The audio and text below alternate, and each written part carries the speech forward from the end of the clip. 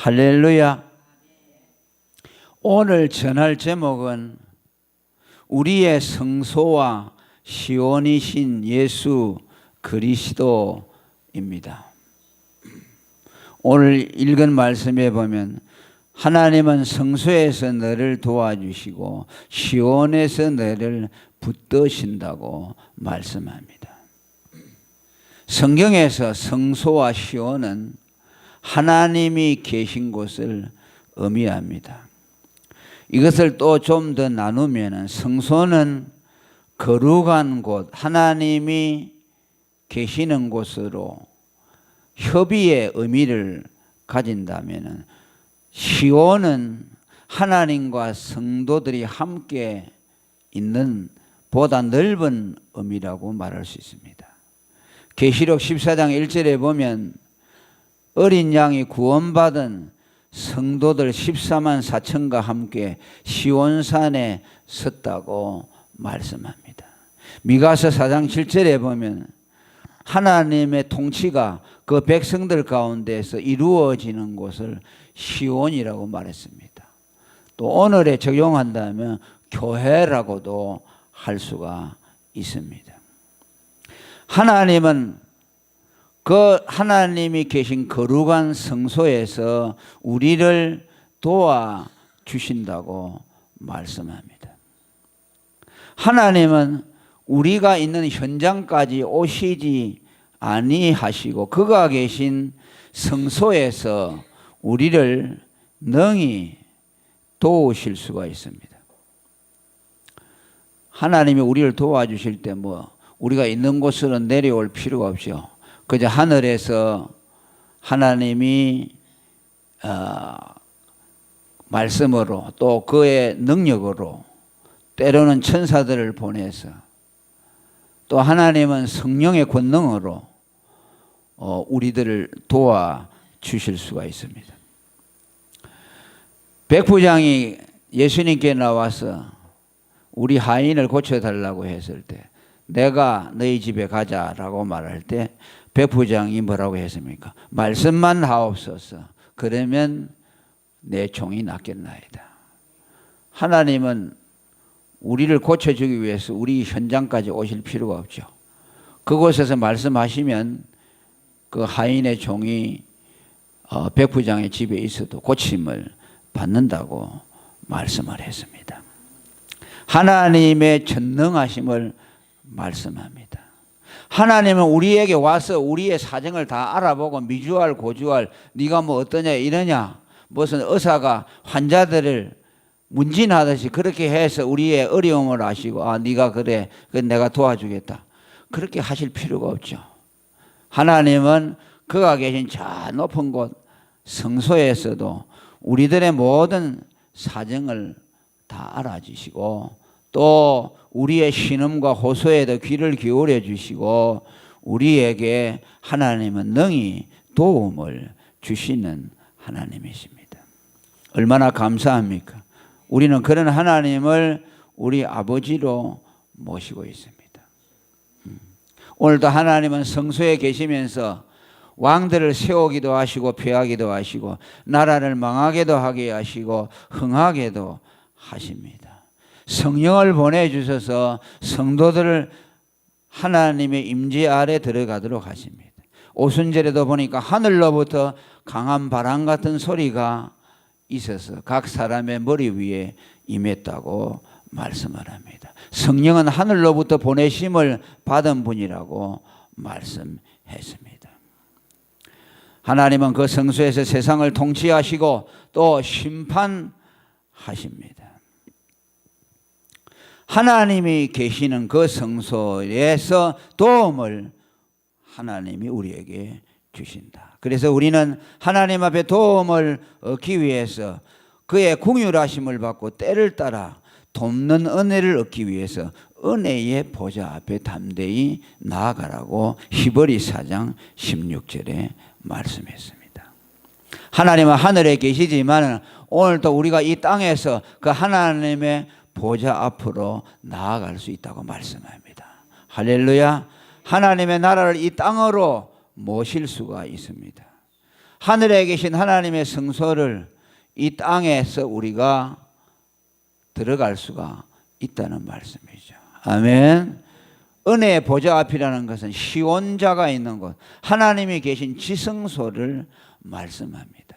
그곳에 우리가 들어가서 그분의 은혜를 입을 수 있다는 말씀입니다. 할렐루야. 그 다음에 두 번째로 이 우리에게 도움을 주는 하나님의 성소와 시온은 예수님이 오신 이후에는 어느 특별한 하늘의 처소에만 그 성소와 시온이 있는 곳이 아니고 어디든지 있다고 말씀해 주고 있습니다. 예수님이 이 세상에 오셔서 우리를 위해서 죽어주시고 피를 흘려 주셨는데 그 피가 있는 곳이 성소입니다. 할렐루야. 왜? 그곳에 하나님이 임재해 주시겠다고 하셨습니다. 예수님이 십자가에 피를 흘리시는 사건을 통해서 저 지극히 높으신 성소에만 계신 그 하나님이 이 땅에 오셔서 임재하시고 그 성소에만 계신 하나님이 자신을 우리에게 나타내 주신다는 말씀입니다. 히브리 10장 19절에 그러므로 형제들아 우리가 예수의 피를 힘입어 성소에 들어갈 담력을 얻었나니 그 길은 우리를 위하여 휘장 가운데로 열어놓으신 새롭고 산 길이요 휘장은 곧 죄의 육체니라. 우리가 마음의 뿌림을 받아 양심의 악을 깨닫고 맑은 물로 우리의 몸을 씻었으니 참 마음과 온전한 마음 믿음으로 하나님께 나아가자고 말합니다. 하나님을 만나는 곳은 지성소뿐입니다. 그런데 예수의 피뿌림을 받아서 악을 깨닫고 몸을 맑은 물로 씻어 정결하게 된 사람은 참 마음과 온전한 믿음을 가지고 지성소에 계신 하나님을 만날 수 있게 됐다는 것이죠. 구약시대는 대제사장이 1년에 한 번씩 지성소에 들어가서만 만날 수 있는 그 하나님을 오늘 우리는 지상에서 장소의 구애를 받지 않고 어느 곳에서든지 하나님을 만날 수 있게 되었다는 뜻입니다. 그것이 어느 것입니까? 예수의 피가 뿌려진 곳입니다. 아멘. 여러분들에게 예수의 피가 뿌려졌다면 하나님이 여러분들에게 찾아오신 것입니다. 피가 있는 곳에 하나님이 계시는 거예요. 예수님의 살과 피를 먹고 그의 죽음을 나의 죄값으로 받아들이는 자에게 하나님은 와서 계십니다. 그 사람을 성전 삼아 계신다는 뜻입니다. 지성소 높은 곳에만 계시던 그 하나님이 오늘 피뿌림을 받은 각 성도 개개인에게 그들을 성전 삼아 와서 계신다는 겁니다. 놀라운 사실이죠. 지금 이스라엘 사람들은 그것을 알지 못합니다. 그들은 지금도 하나님을 만나려면 성전에 가야 된다고 말합니다. 대제사장이 짐승의 피를 뿌리는 그곳에만 하나님이 온다고 믿습니다. 그러나 성전은 이미 회파를 당했고 지금 그 남아있는 예루살렘 성전도 이미 유대인들이 이슬람 교도들이 점령해서 있습니다. 지금 이스라엘 사람들이 성전에 가까이 갈 수 있는 것은 그 한쪽에 무너진 벽에 가서 벽에다가 손을 얹고 기도하는 정도입니다. 그래서 그들은 성전의 회복과 탈환을 지상의 목표로 삼고 있습니다. 왜? 그곳에 가야만 하나님을 만날 수 있다고 믿기 때문입니다. 그 메시아가 오시면 그 일을 하게 할 것이라고 말씀했죠. 얼마나 어리석습니까? 우리는 이미 하나님이 와 있지 않습니까? 장소에 제한을 받아서 계시는 하나님이 아니십니다. 이제는. 그래서 성전이 필요 없기 때문에 성전을 하나님이 회파해 버렸어요. 그래서 예배에 대한 말씀을 할 때에 뭐라고 그랬습니까? 이 산에서 예배할까요? 예루살렘에서 예배할까요? 사마리아 여자가 예수님에게 질문을 했을 때에 가라사대 여자야 내 말을 들으라. 이 산에서도 말고 예루살렘에서도 말고 너희 아버지께 예배할 때가 이르리라. 너희는 알지 못하는 것을 예배하고 우리는 아는 것을 예배하노니 이는 구원이 유대인에게서 남이니라. 예수님을 말하는 거죠. 아버지께 참으로 예배하는 자들은 신령과 진정으로 예배할 때가 오나니 곧 이때라라고 말씀합니다. 예수님이 오심으로 이제 장소에 국한을 받아서 아브라함을 예수님 하나님께 바치던 모리아 산으로 가서 예배할 필요가 없고 성전이 있는 예루살렘으로 갈 필요가 없고 예수의 이름을 부르는 그곳에 하나님이 만나 주신다는 말씀입니다. 할렐루야. 그래서 예수님이 마태복음 18장 20절에 뭐라고 했습니까? 두세 사람이 내 이름으로 모인 곳에 주님이 함께 하신다고 말합니다. 아멘. 성전의 개념이 완전히 바뀌어졌습니다. 예수의 이름을 부르는 곳에, 예수의 이름을 믿는 곳에 주님이 임재해 주신다는 뜻입니다. 로마서 10장 13절에 누구든지 주의 이름을 부르는 자는 구원을 얻는다고 하는 말씀은 주의 이름을 부르는 자는 하나님을 만난다는 뜻입니다. 왜 성경에서 구원과 하나님을 만난다는 것은 동일한 의미입니다. 심판은 뭐입니까? 하나님에게서 떠나가는 것입니다. 구원은 예수의 피로 하나님과 화목하여 하나님을 만나는 것이 구원입니다.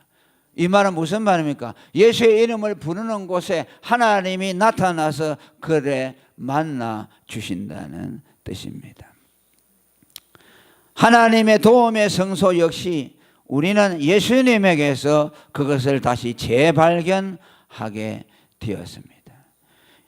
성소에서 하나님이 도움을 주신다는 말은 오늘로 말하면 성경 전체적인 의미로 말한다면 예수 이름이 있는 곳에 하나님의 도움의 손길이 있다는 뜻입니다. 아멘. 성소에 가서 기도해야 도움을 받는다는 뜻이 아닙니다. 역대하 7장 15절에 보면 솔로몬이 성전을 봉헌하여 하나님 앞에 드릴 때에 성령의 감동으로 기도하지요. 이곳에서 하는 기도에 내가 눈을 들고 귀를 기울이리라. 아멘. 하나님의 말씀이요. 이는 내가 이 전을 택하고 거룩하게 하여 내 이름으로 여기 영영이 있게 하였습니다. 내 눈과 내 마음이 항상 여기 있으리라.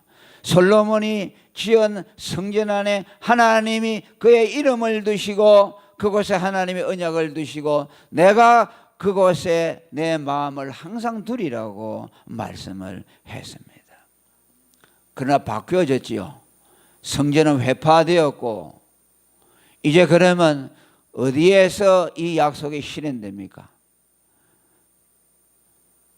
예수님 자신이 자기를 가리켜 성전이라고 하신 것처럼 이 성전을 헐라 내가 3일 만에 일으키리라고 하신 말씀은 우리 조상이 46년에 걸쳐서 지은 성전을 어찌 내가 3일 만에 일으킨다 하느냐. 그렇게 말했을 때 예수님이 이는 죽었다가 3일 만에 부활할 자기의 육체, 성전된 자기 육체를 가리킴이라고 말씀합니다. 이제는 성전이신 예수님께 가면 예수님의 이름이 있는 곳에 가서 기도하면 하나님이 도와주신다는 뜻입니다. 여러분은 예수 이름으로 기도하시기를 바랍니다. 예수 이름으로 기도하는 것이 하나님의 도움의 약속이라는 것을 아시기를 바랍니다. 내 눈과 내 마음이 항상 여기 있다는 말은 무슨 말입니까? 예수님의 이름에 항상 하나님의 마음이 가 있다는 거예요. 그래서 예수님의 이름을 부르는 자에게 하나님이 응답하시는 거예요. 놀라운 사실이죠. 항상 예수의 이름을 부르는 곳에 하나님의 귀가 열려 있고 그곳에 항상 하나님의 마음을 둔다는 뜻입니다. 결정적으로 예수님은 말했습니다. 요한복음 14장 14절에 너희가 내 이름으로 무엇인지 구하면 들어주신다고 했죠. 역대하 7장 말씀과 대비해 보세요. 이곳에 와서 기도하면 들어준다. 예수님은 내 이름으로 기도하면 들어준다. 같은 말씀입니다. 할렐루야. 성전에서 기도하면 들어준다는 말은 오늘로 말하면 예수 이름으로 기도하면 들어준다는 뜻이요. 얼마나 편리하게 되었습니까? 예수님의 이름을 모신 곳에 하나님이 임재하셔요. 예수의 이름이 선포되는 그곳에 하나님의 임재가 경험이 되는 겁니다. 여러분들이 예수 이름을 말하면 왜 성령의 감동이 오고 마음이 기쁘고 하나님의 임재를 경험하게 되는 줄 압니까? 예수 이름에 하나님이 함께 하시도록 약속했기 때문에 그래요. 복음을 전하면 왜 하나님의 임재를 경험합니까? 예수가 우리의 구원이라고 말하면 예수 이름에 약속하신 하나님의 임재가 이루어지기 때문에 그래요. 그래서 하나님의 임재를 경험하고 싶으면 전도를 많이 하시길 바라요. 기도 10시간 하는 것보다 나가서 10분 전도하는 것이 하나님 경험하는 가장 빠른 길입니다. 아멘. 그렇게 한번 해보세요. 예수가 우리 죄를 위해서 죽었다고 말하자면 바로 즉시 하나님의 임재가 바로 와버려요. 아, 하나님이 나와 같이 하시는구나. 그것이 믿어져요. 그런데 성도들이 이걸 몰라요. 여러분, 전도는요, 다른 사람만 위해 하는 것이 아니라 전도자 자신을 위해서 하는 것입니다. 자신이 하나님의 임재를 가장 빠르고 정확하게 경험하는 것입니다. 그래서 이것을 경험하는 사람은 전도하지 않을 수가 없어요.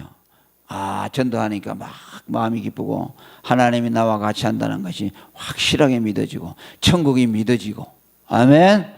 하나님이 나와 같이 한다는 게 믿어지니까 천국이 확실하게 믿어져요.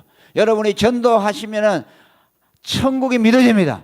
천국을 확신하려고 하면 전도하시기 바랍니다. 하나님이 살아계심을 확신하고 싶으면 전도하시기 바랍니다. 그 다음에 움직이는 시온인 예수로부터 성도들에게 힘을 주신다고 말합니다. 오늘 후반절에 보니까 시온에서 너를 붙드시며 라고 말씀합니다. 이것을 영어 번역에 보니까요 이렇게 표현했습니다. 시온에서 너에게 힘을 주신다라고 되어 있어요. 그러니까 한글 번역이 좀 부족해요. 그러니까 한글 성경만 보면 잘 몰라요. 그래서 영어 성경 뭐 할 수 있으면 원어 성경을 보면 좋지만 교인들은 더 어려우니까 영어 성경만 봐도요 뜻이 더 정확해집니다. 또 NIV에 보면은 시온으로부터 너에게 힘을 공급해 준다, 그렇게 번역이 되어 있어요. 움직이는 성전이요 성소이며 또 시온이신 예수 이름이 있는 곳에서 힘이 나온다는 뜻이요. 예수님의 이름으로부터 성도들에게 힘을 공급해 주는 능력이 나오는 겁니다. 우리가 즐겨 부르는 찬송, 주의 이름을 부르는 자는 새 힘을 얻으리로다. 예수 이름을 높이는 자는 새 힘을 얻으리로다. 할렐루야 할렐루야 새 힘을 얻으리로다. 할렐루야 할렐루야 새 힘을 얻으리로다. 아멘. 예수 이름을 높이면요 예수 이름이 있는 곳에 움직이는 성소, 움직이는 시온인 예수 이름으로부터 힘이 흘러나와요. 여러분들이 능력을 경험하면 예수 이름을 불러보세요. 예수님 하면요 힘이 어디서 오는가 막 온다. 어디서부터. 예수의 힘이 있어요. 아멘. 예수 이름에 구원이 있고 힘이 있어요. 이사야 40장 3절에 오직 여호와를 앙망하는 자는 새 힘을 얻으리니 독수리 날개치며 올라간 같을 것이요 라고 하시는 것은, 예수를 앙망한다는 말은 오늘로 표현하면 예수의 이름을 의지하는 자, 아멘. 예수의 이름을 부르는 자는요 새 힘을 얻게 되는 겁니다. 사도행전 3장 6절에 안전병이를 베드로가 고칠 때에 은과 금은 없거니와 내게 있는 것을 내게 주노니 예수 이름으로 걸어라 라고 하니까 뭐라고 했어요? 발과 발목이 힘을 얻었다고 말씀합니다. 아멘. 예수 이름을 선포하고 그 오른손을 잡으니 발과 발목에서 힘이 났어요. 예수 이름을 듣고 그 이름을 의지하는 즉시 발과 발목에서 힘이 생겨났어요. 그래서 한 번도 일어나 보지 못한 사람이요 나면서 안전병이 된 사람이에요. 그런데 그 즉시서 일어났습니다. 재활 훈련 받을 필요가 없죠. 여러분 안전병이 여러분 한 6개월 동안 기부서 하고요. 다리가 이게 오므리가 있다 펴려면요. 한 달, 2달 이상 가서 재활 훈련 받아야 돼요. 조금씩 그 재활 운동이 얼마나 힘든 줄 알아요? 그런데 예수 이름을 말하니까 평생 일어나 보지 못했던 그 무릎이 일어나는 거예요. 뭐 때문에? 예수 이름이. 아멘. 예수 이름이 힘을 주는 거예요. 놀라운 일이죠. 병을 왜 고치냐? 예수 이름에 왜 그러냐? 예수 이름에 힘이 있기 때문에 그래요. 예수 이름에서 힘이 나오는 것이야. 사도행전 4장 10절에 보니까 너희가 십자가에 못 박고 하나님이 죽은 자 가운데 살리신 나사렛 예수 그리스도의 이름으로 이 사람이 건강하게 되어 너희 앞에 섰다. 누구 이름으로 건강하게 되어? 예수 이름으로. 아멘. 예수 이름으로 발목에 힘을 얻고 건강하게 되고 죽은 자도 살아나고 무능한 자가 능력 있는 자가 되는 겁니다. 이거 외에는 없어요. 우리가 여러분 낙심해가지고 힘이 없을 때도 예수 이름을 자꾸 불러보세요. 예수는 그리스도시요 하나님의 살아계신 하나님의 아들이십니다. 그가 내 죄를 위해 죽었습니다 라고 말하면요, 어디서 뭔가 모르게 힘이 내게 오릅니다. 와서 막 이게 아주 낙심해 있던 사람이 힘을 얻도록 그렇게 하나님의 역사하는 겁니다. 오늘도 여러분, 하나님은 움직이는 시온이신 예수로부터 힘을 공급한다는 것을 믿으시기를 바랍니다. 다른 데서 힘을 구하지 마시기를 바랍니다. 오직 예수만이 우리 힘의 원천입니다. 할렐루야. 통성으로 기도하겠습니다.